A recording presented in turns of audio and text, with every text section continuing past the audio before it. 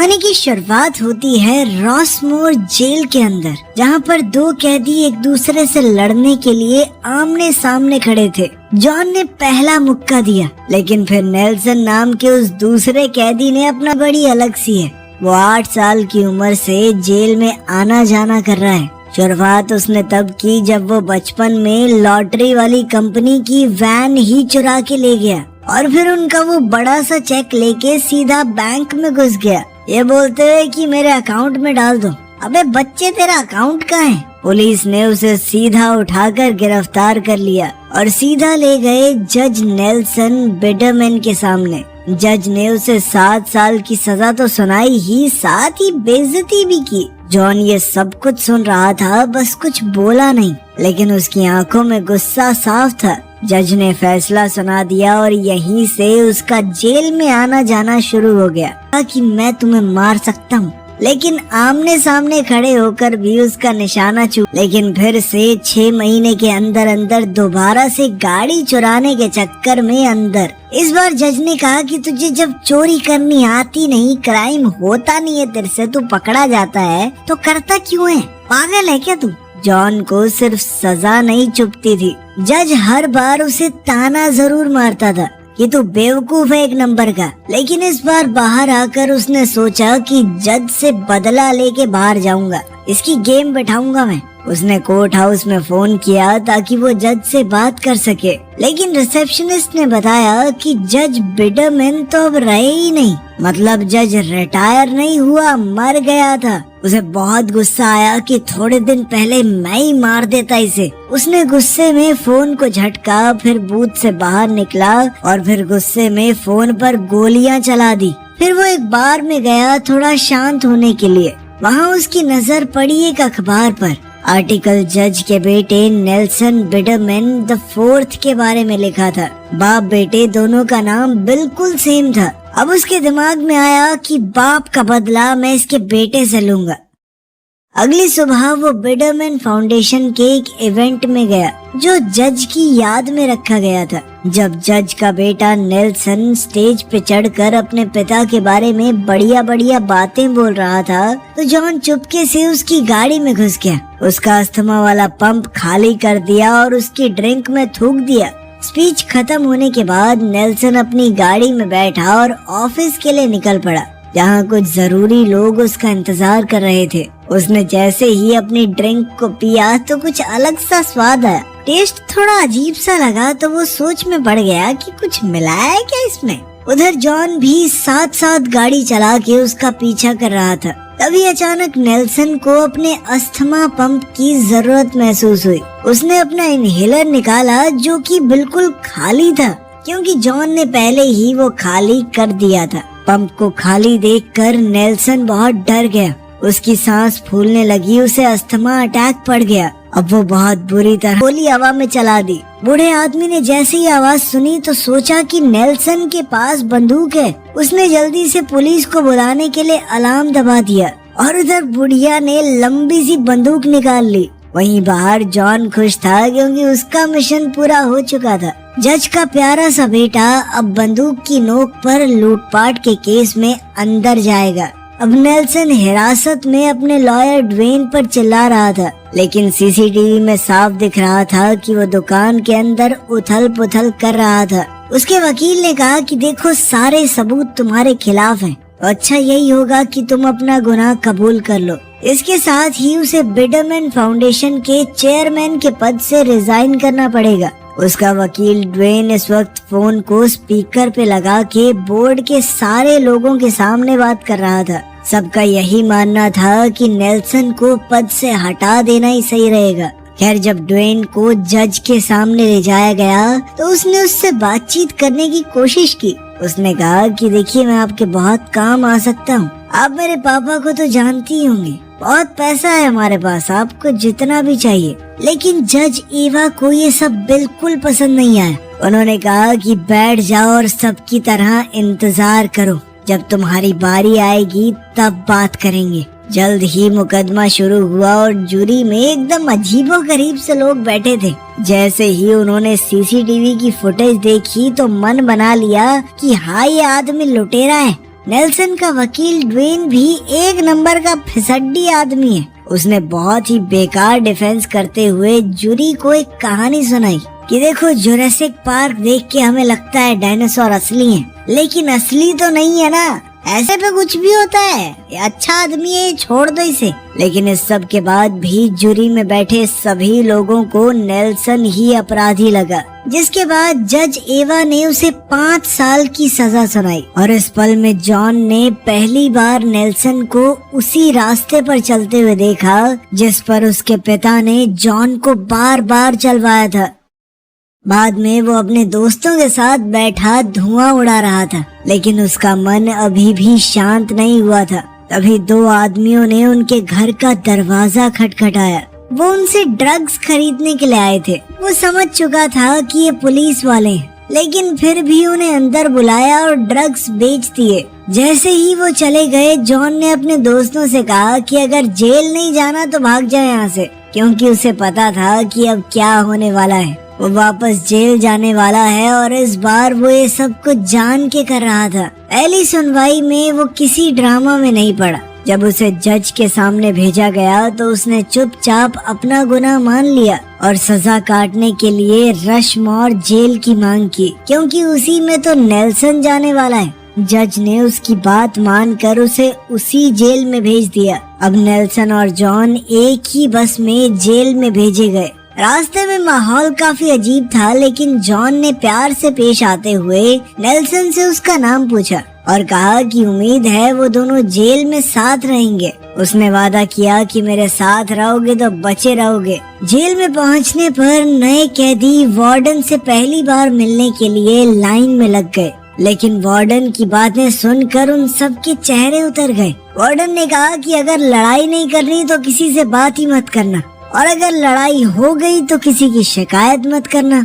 अगर तुम्हें लगता है कि जेल में कुछ गलत हो रहा है तो अपनी सोच को अपने पास रखो, क्योंकि मुझे घंटा फर्क नहीं पड़ता। इसके बाद जॉन ने कुछ जुगाड़ लगा के नेल्सन का कमरा अपने साथ ही करवा लिया। अब उसे अपनी जिंदगी का असली मकसद मिल गया है, उस बुढ़े जज के बेटे की जिंदगी को और मुश्किल बनाना। वो दोनों जब अपने सेल में घुसे तो टॉयलेट पर एक नजर डालकर अमीर लड़का रो पड़ा, लेकिन जॉन ने उसे चेतावनी दी कि रोना बंद कर, किसी ने देख लिया ना तुझे जिंदा खा जाएंगे यहाँ पे लोग। अगर डर लग भी रहा है तो दिखाना नहीं है, ठीक है। जब नेल्सन हिम्मत दिखाने का नाटक कर रहा था तो आसपास से जाने वाले बाकी कैदी भी हंस पड़े और इस तरह शुरू हुई बिडरमैन खानदान की चौथी पीढ़ी की जेल की कहानी। खैर, लंच के दौरान दोनों मिलकर कैंटीन गए। जॉन ने इस जेल में काफी वक्त बिताया था, तो वो सबके बारे में काफी हद तक जानता था।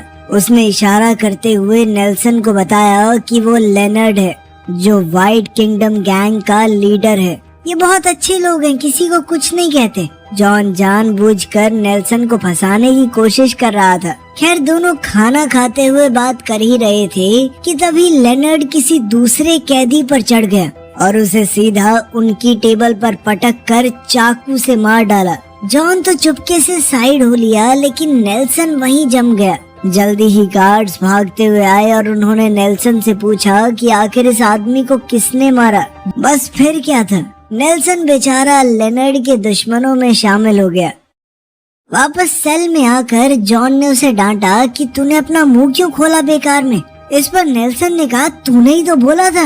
अरे नहीं, मैं तो कुछ और इशारा कर रहा था यार, गलत ले गया तू। कुछ देर बाद बाथरूम में जब सब नहा रहे थे तो बैरी नेल्सन के पास आया। वो एक हट्टा कट्टा काला बालों से भरा इंसान था। उसकी नजर नेल्सन के ऊपर थी, लेकिन जॉन ने आगे बढ़ते हुए सबको धमकी दी, ये हम की प्रॉपर्टी है, दूर रहने का इससे, ठीक है। बाद में ड्वेन जेल में नेल्सन से मिलने आया। नेल्सन ने कहा कि मुझे जल्द से जल्द बाहर निकालो, मैं प्रॉपर्टी बन रहा हूँ लोगों की यहाँ पे। लेकिन अब ड्वेन कहने लगा कि अब तो बिडरमैन फाउंडेशन का कंट्रोल तुम्हारे हाथ में ही नहीं है, केस लड़ने के पैसे कहाँ हैं बाबू आपके पास। उसका लॉयर भी उसे चिढ़ा रहा था। वहीं जॉन हर दिन इस बात का ध्यान रखता कि नेल्सन की जेल की जिंदगी अपने नाखून काट रहा था। तभी बैरी वहाँ आया और नेल्सन को प्यार करता हूँ, आदमी हूँ, आदमी से प्यार करता हूँ, उसके प्यार की शिद्दत देखकर जॉन भी मान गया, लेकिन इसके बदले में उसने बहुत सारी सिगरेट और थोड़ा माल भी मांग लिया। जेल के हिसाब से उसने नेल्सन का काफी महंगा दाम लगाया था, लेकिन बैरी इसके लिए मान गया। इसके बाद जॉन ने गार्ड के साथ सेटिंग कर ली कि किसी भी बहाने से मुझे कमरे से ले जाइए, और जैसे ही सेल का दरवाजा खुला नेल्सन घबरा गया, लेकिन बैरी ने कहा कि रिलैक्स कर ब्रो, इतना क्या घबरा रहा है, कुछ नहीं होगा। लेकिन फिर कुछ ही सेकंडों में बैरी के आदमियों ने उसे उठा लिया। उसके सर पे पेपर बैग डाल के वो लोग उसे बैरी के कमरे में ले गए। बैरी ने उसे शराब पिलाते हुए उसका स्वागत किया। बैरी उसे देखते ही कहने लगा, पेट तो पूरा बाहर आ गया तेरा है। वो नेल्सन के साथ एक नई नवेली दुल्हन की तरह पेश आ रहा था कि इतना मत मचलो जाना, आ जाओ मेरे पास। बेचारा नेल्सन डर के मारे कांप रहा था, लेकिन उसके पास कोई चारा भी नहीं था। बैरी ने कहा कि मैं सच में तुमसे प्यार करता हूँ और आज के लिए तुझे ऐसे ही छोड़ रहा हूँ मेरी जान, लेकिन एक बात याद रखना, मैं जब जो चाहूँगा करूँगा और मना मत करना मुझे। इसके बाद समय ऐसे ही बीतता रहा और नेल्सन ने डायरी लिखने की आदत बना ली। आज वो जमीन पर बैठे हुए लोहे की सलाखों से कमर लगाए अपनी डायरी में कुछ लिख रहा था। तभी लेनर्ड के आदमियों में से एक आया और उसकी डायरी के ऊपर ही मुद्द दिया। वो बस वार्निंग देने आया था कि लेनर्ड जल्दी ही सॉलिटरी कन्फाइनमेंट से बाहर आने वाला है और फिर जो तेरे साथ होगा तेरी रूह कांप जाएगी। फिर जॉन ने उसे समझाया कि लेनर्ड एकदम से नहीं मारेगा तुझे, वो बार बार तुझे पीटेगा, धीरे धीरे दर्द देगा और हो सकता है कई महीनों बाद एक दिन मार ही दे अगर उसका मूड हुआ तो। कैफेटेरिया में हालात और बिगड़ गए। इस पर नेल्सन ने फैसला किया कि मैं एक बार जाके बात करके देखता हूँ। जॉन को पता था कि ये बहुत बड़ी गलती है, फिर भी उसने कहा हाँ जरूर, बात से तो सब कुछ सही हो ही सकता है। अब नेल्सन लेनर्ड की गैंग के टेबल पर गया और दिल से स्पीच देनी शुरू की कि भैया अगर एक इंसान से गलती हो जाए तो माफ करने वाला तो बड़ा होता है ना, अब बड़े तो आप ही हो। लेकिन इतना सुनते ही लेनर्ड ने उसकी एक टांग में कांटा गाड़ दिया। फिर जैसे ही नेल्सन चिल्लाया तो उसकी दूसरी टांग में भी गाड़ दिया और कहा कि हाँ अब ये ठीक है, बराबर हो गया। अब नेल्सन बेचारा झुककर रो रहा था। इसके बाद लेनर्ड बोला कि हिम्मत तो है लड़के तेरे में, तेरे अलावा एक ही आदमी मेरे सामने ऐसे खड़ा हुआ था, मेरा खुद का बाप, लेकिन पता है उसे ही जान से मार के यहाँ पे आया हूँ मैं। नेल्सन बेवकूफ होने के बावजूद समझ गया कि अब उसका समय पास आ गया है। बेचारा लंगड़ाते हुए अपनी टेबल तक वापस आया और अपने दोस्त जॉन को बताया कि मेरी मौत थोड़े दिनों के लिए तो टल गई है। रात को उनके सेल में जॉन ने उसे बताया कि तेरे पास 2-4 ही ऑप्शन है, पहला तुझे पसंद नहीं आएगा, दूसरा है तू उससे अकेले में लड़, तीसरा है कि वो धीरे धीरे तुझे खुद ही मार देगा, तो इंतजार कर बस। जब उसे कोई भी ऑप्शन अच्छा नहीं लगा तो जॉन ने उसे चौथा ऑप्शन बताया कि कुछ कांड करके सॉलिटरी कन्फाइनमेंट में चला जा, वहाँ तुझे वो मार ही नहीं सकते। ये सुनकर नेल्सन ने कहा कि वो तो ठीक है, पर ये मिलेगी कैसे। लेकिन उसके कुछ पूछने से पहले ही जॉन ने अपनी बॉल गार्ड की तरफ फेंकी और फिर वो नेल्सन के पीछे छुप गया। जैसे ही गार्ड आया जॉन ने पीछे से गार्ड के मुंह पे मुक्का मार दिया। ऐसा लगा मानो ये मुक्का नेल्सन ने मारा है और गार्ड्स ने उसे उठाकर सबसे दूर सॉलिटरी कन्फाइनमेंट में डाल दिया। 2 दिन उस अंधेरे डब्बे में न रोशनी न वक्त का पता, सिर्फ अपनी सोच के साथ धीरे धीरे वो पागल सा हो रहा था। जब गार्ड्स नेल्सन को वापस उसके सेल में लेकर आए तो वो पूरी तरह हिल चुका था। फिर वो जेल में ही मौजूद एक पुराने डीलर के पास गया। उसने कहा कि भाई मैं थक चुका हूँ इस जिंदगी से, मुझे अपने सारे दुख दूर करने हैं। और वो डीलर पता नहीं क्या फूंक के बैठा था। उसे लगा कि नेल्सन जिंदगी से ही छुटकारा चाहता है। उसने नेल्सन को कुछ नशीला देने की बजाय जहरीला दे दिया। नेल्सन ने भी ज्यादा सवाल नहीं किया और आराम से दवाई लेके आ गया। वहाँ उनके सेल में जॉन ने देखा कि लेनर्ड का पूरा क्रू उनकी तरफ ही आ रहा है। बिना कुछ कहे वो चुपचाप निकल गया। कुछ ही सेकंड में गैंग अंदर आ गई। लीडर ने बाकी सबसे कहा कि तुम लोग बाहर रुको, इसका काम मैं अकेले निपटाता हूँ। उसने हमला कर दिया कि प्रॉब्लम खुद ब खुद सॉल्व हो गई। सेल के बाहर जो शोर हो रहा था वो एकदम से शांत हो गया। नेल्सन लेनर्ड की लाश को घसीटकर बाहर ले आया और उसके साथियों से कहा कि अगर किसी और को मरना हो तो अंदर आ जाना। ये सुनते ही गैंग के बाकी लोग तुरंत पीछे हट गए। तभी जॉन सेल में घुसा। वो ऐसा दिखाने लगा कि वो तो नेल्सन के ही साथ है। फिर बिल्कुल आराम से बोला कि जेल के अंदर किसी को मारने से 20 साल और जुड़ जाते हैं। लेकिन नेल्सन बस हल्का सा मुस्कुराया और कहा कि मैंने किसी को नहीं मारा। तभी जॉन धीरे से बोल पड़ा कि ये तो नहीं सोचा था मैंने। इस पर नेल्सन ने उसे तुरंत पकड़ लिया कि तू क्या चाहता था बे, मैं मर जाऊं। लेकिन जॉन ने बड़ी चालाकी से बात टाल दी। कैंटीन में अब जब नेल्सन की एंट्री हुई जॉन के साथ तो पूरा हॉल खामोश हो गया। तभी व्हाइट किंगडम गैंग का एक लड़की लड़ाई होने वाली है, लेकिन वो लड़ने नहीं दोस्ती का हाथ बढ़ाने आया था। उसने कहा कि लेनर्ड वैसे भी हमें परेशान ही करता था, तो तुमने तो हमें आजाद करवाया है। अब सभी लोग नेल्सन को इज्जत से देखने लगे थे क्योंकि उसने जेल के सबसे खतरनाक कैदी को मार दिया था। अब जॉन ने अंदर ही अंदर सोचा कि इसकी लड़ाई तो करवानी पड़ेगी किसी से, वरना लोग इसे बहुत तगड़ा समझ लेंगे। उसने एक दूसरे कैदी से कहा कि खड़ा हो बे, बॉस को बैठना है। वो एक बार को तो नहीं उठा, लेकिन फिर नेल्सन ने गालियां दी और कहा खड़ा हो बे, बस अपनी पावर दिखाने के लिए। जिसके बाद वो कैदी चुपचाप वहाँ से निकल गया। लेकिन इससे जॉन समझ गया कि उसका पूरा खेल उल्टा पड़ चुका है। थोड़ी देर बाद नेल्सन बाथरूम गया। हम दोनों ने क्या बात की थी, इस पर बैरी ने गुस्से में आकर उसका गला पकड़ लिया। लेकिन नेल्सन ने कहा कि तू तो कह रहा था मेरे से प्यार करता है, प्यार में थोड़ी नोक-झोंक तो चलती है ना बेबी। ये सुनकर बैरी रुक गया, बेचारा इमोशनल हो गया। उनके नए साथी के साथ बैरी गलत कर रहा है। वो सब मिल के बैरी पर टूट पड़े। नेल्सन बीच में आके चिल्लाया कि रुको, बस करो। लेकिन तब तक गार्ड्स वहाँ आ गए और इस बार उन्हें लगा कि जॉन ने सब कुछ किया है, जो एक बॉस की तरह कोने में। जब वो बाहर आया तो जेल का माहौल पूरा बदल चुका था। उसका रूममेट नेल्सन अब सबका पसंदीदा है। वो बाकी कैदियों को कराटे सिखाने लगा। लोग उसकी बातों पर हंसते थे। जहाँ भी वो जाता उसके आसपास कोई ना कोई रहता।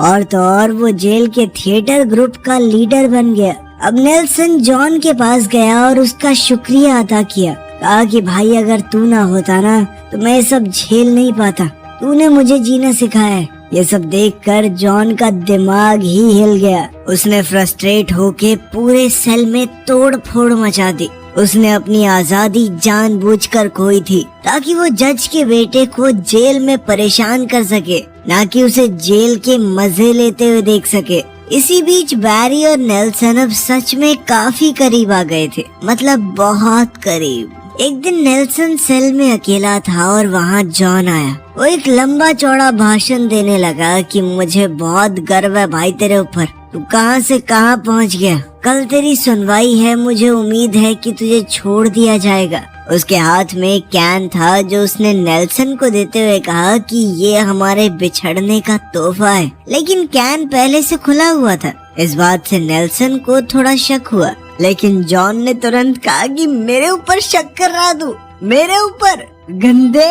शक दूर करने के लिए उसने पहली सिप खुद ले ली और फिर बेचारा बन के कहने लगा कि भाई बहुत हर्ट हुआ हूँ मैं। ये सुनकर नेल्सन पिघल गया और उसने पूरा कैन एक ही बारी में पी लिया, जो कि उसकी बहुत बड़ी गलती थी। उस ड्रिंक के अंदर कुछ तो मिलाया हुआ था। कुछ ही मिनटों में नेल्सन बेहोश हो गया। तब तक जॉन शांत रहा और खुद उल्टी करके दवाई बाहर निकाल दी। फिर उसने जल्दी से अपने प्लान को आगे बढ़ाया।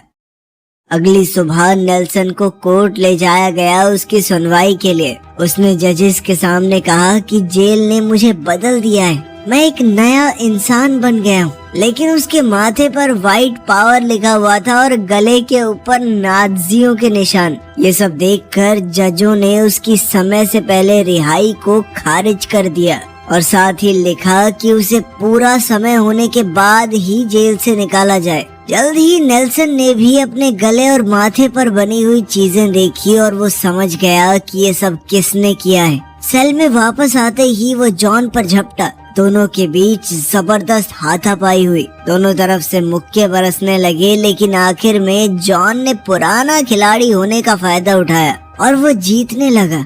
जब जॉन उसे लोहे की सलाखों से दबा रहा था तो उसने सच बताया, तेरे बाप ने मुझे सजा पे सजा सुनाई, कभी सुधरने का मौका नहीं दिया। उसी के चक्कर में मैंने तुझे यहाँ भिजवाया है, मैं लेकर आया तुझे यहाँ पर। ये सुनकर नेल्सन को बहुत गुस्सा आया और उसने जॉन का सर बाहर मैदान में उनकी एक लड़ाई तय की गई, जिसके कोई रूल नहीं होंगे। जब तक उनमें से एक मर नहीं जाता लड़ाई खत्म नहीं होगी। तब से उन पर 24 घंटे नजर रखी जाने लगी, ताकि लड़ाई से पहले ही वो एक दूसरे को मार न दें। सारे गार्ड्स, कैदी सभी ने सट्टा लगाना शुरू कर दिया कि कौन जीतेगा।